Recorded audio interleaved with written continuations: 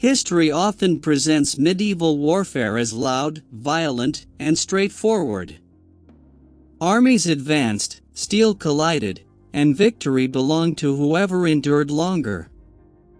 But when we slow down and read the quieter sources, monastic notes, forgotten chronicles, marginal annotations, a different picture begins to emerge. One where war does not behave like chaos, but like ceremony. In several records, the defeat of a force was not decided by casualties or retreat. Instead, everything depended on a single presence. If that presence vanished, the battle was considered over regardless of how many soldiers remained standing. This figure was not replaceable, not interchangeable, not touchable. Ordinary soldiers were forbidden from even making physical contact. Capture, confrontation, or engagement was reserved exclusively for one equal counterpart. Later, this role shifted from an individual to an object. A banner, a standard, a symbol whose loss instantly dissolved the unit's legitimacy. What kind of warfare depends so completely on a single focal point? Some chronicles describe entire armies standing idle while two armored figures confronted each other alone. No intervention. No chaos. Just observation. Only when one acknowledged defeat did the soldiers around them act. From a distance, this doesn't resemble combat. It resembles ritual. And rituals are rarely built around practicality. When attention shifts from rules of war to the armor itself, the contradictions multiply. Medieval armor is commonly portrayed as protective gear, but examined closely, it appears strangely ill-suited for a human body. Full metal encasement. Rigid footwear. Limited articulation. These suits restrict balance, absorb shock poorly, and amplify impact. A simple strike to the helmet without penetration would be enough to disorient any human inside. The weakness is obvious. Which raises an uncomfortable question. Why design something so precise, so complex, and so expensive if it performs so poorly for a human occupant? Some depictions intensify the unease. There are illustrations where armored figures remain active after losing their headpiece. Not collapsing. Not falling. Simply continuing until something is removed from the torso itself. The head, in these moments, appears secondary.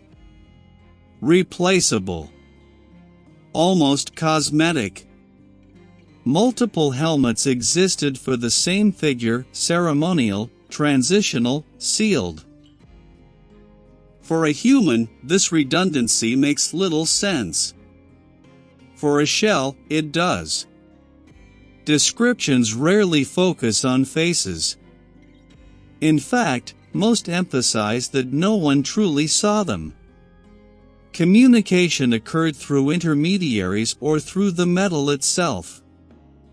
Early helmets lacked openings entirely, as if visibility mattered less than isolation. And then there's daily life. Sources repeatedly state that armor was not removed for days, sometimes weeks. Marches, feasts, ceremonies, all conducted within the metal casing. For a human body, this borders on impossible. Yet one detail appears consistently. Water. Not drinking. Pouring. Liquid introduced from above. Repeatedly. Deliberately. Some helmets even appear shaped to guide flow inward. Explanations usually claim cooling, but that logic fails under scrutiny. Moisture without ventilation would worsen conditions, not improve them. Unless the interior wasn't designed for air at all. What if the armor was not clothing, but containment? If the shell functioned as an environment, many inconsistencies suddenly align. The sealed joints, the minimal openings, the constant humidity, the prohibition on touch, the absence of visible anatomy. In this framework, armor becomes less like protection and more like a habitat. Castles, too, begin to change meaning. Surrounded by moats, filled with wells, reservoirs, damp stone chambers. Cold, humid, poorly ventilated. Uncomfortable for humans, yet celebrated as noble residences. Why? Because perhaps they weren't built primarily for humans. Viewed differently, castles resemble support structures. Fixed environments complementing a mobile shell. Outside, the armored figure could function briefly. Inside, conditions stabilized. Even combat descriptions shift. Opponents didn't aim for quick lethal blows. Instead, they sought joints, seams, access points, attempting to reach what was inside, not destroy the exterior. This is not how humans fight humans. It is how shells are opened. Like marine life. Like something protected by a casing. At this point, the romantic image of knighthood starts to fracture. Tournaments, duels, courtly gestures, these may not have been symbolic at all. Consider the handkerchief. Often portrayed as a token of affection. But materially, it carried moisture, trace matter, biological residue. In a different biological logic, it becomes a transfer medium, not a symbol. Competition for it becomes selection, not romance. Even the strict rules surrounding marriage and inheritance take on new meaning. Control, not sentiment. Across cultures, legends speak of blue blood, water-bound beings, figures unlike ordinary humans.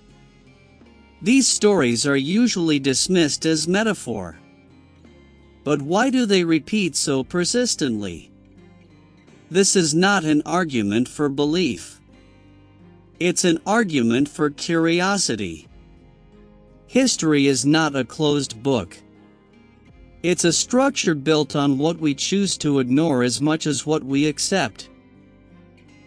Perhaps knights were simply men, and the rest is distortion. Or perhaps we've been filtering the past too narrowly. The value lies not in answers, but in asking the questions we're taught not to ask. If this perspective unsettled you, that's the point. Hidden history rarely comforts.